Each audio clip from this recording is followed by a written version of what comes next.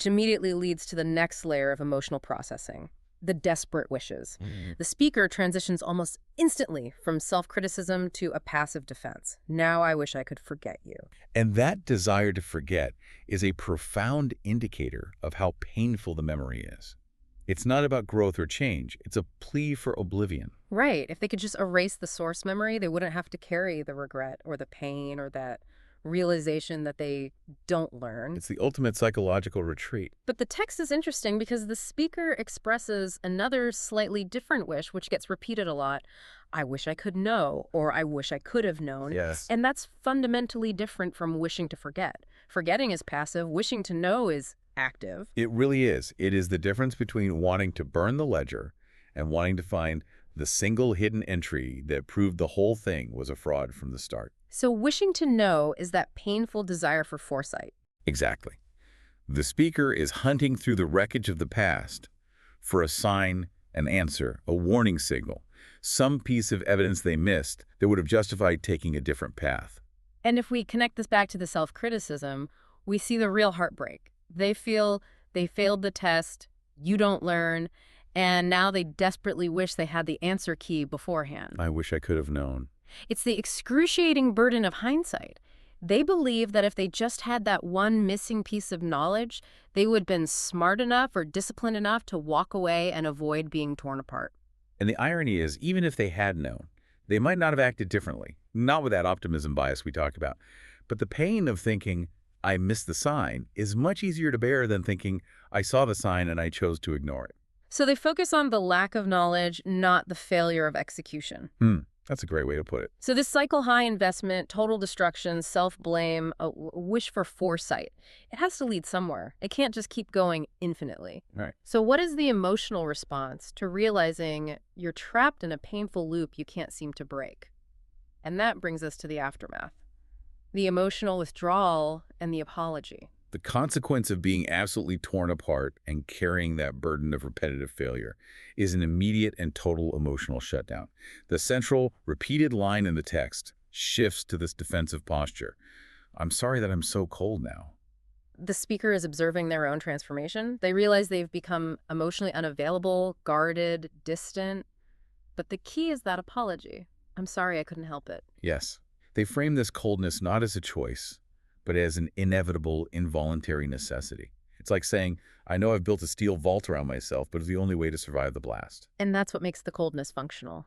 It is. It's an acute self-preservation mechanism. When the external world has proven that it will exploit your vulnerability and tear you apart, the only logical response is to build impermeable armor.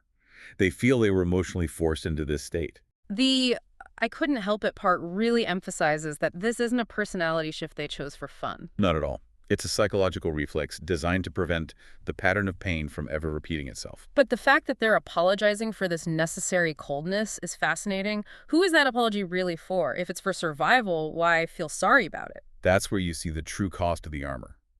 The apology has a dual function. First, it acknowledges the social impact. I know this coldness will push people away, maybe even good people. I see. Second, and I think more profoundly, it's an apology to their former self. The vulnerable, hopeful person who was willing to believe someone was the one.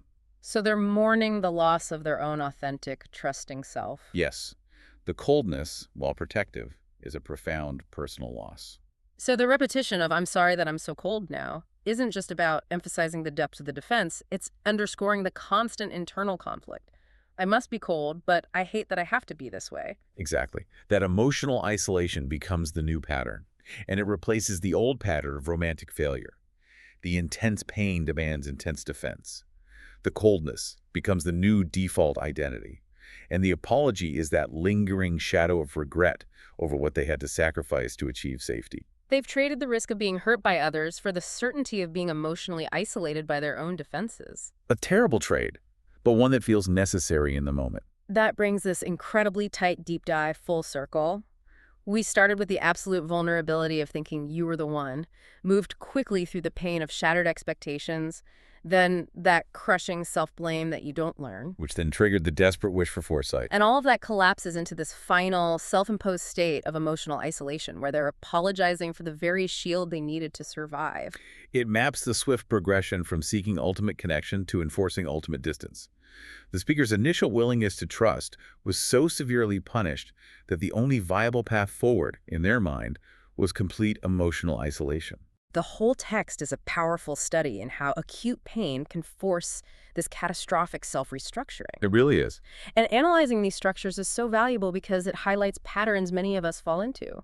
You can see the clear chain reaction.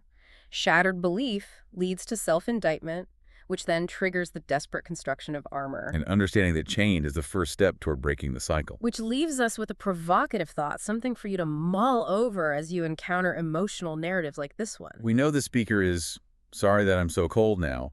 Does that internal apology suggest that the coldness is just a temporary, acute shield, like a cast on a broken arm, that the speaker hopes to eventually drop once the wound heals? Or is the profound regret from failing to learn so ingrained that the coldness has become a permanent scar, a new, unavoidable part of their emotional landscape? It makes you wonder, if the coldness is necessary for survival, can the speaker ever truly forgive themselves for the emotional failure they keep repeating? The ambiguity of the path forward is, I think, deeply resonant. Thank you for taking this deep dive into vulnerability and defense with us. Until next time.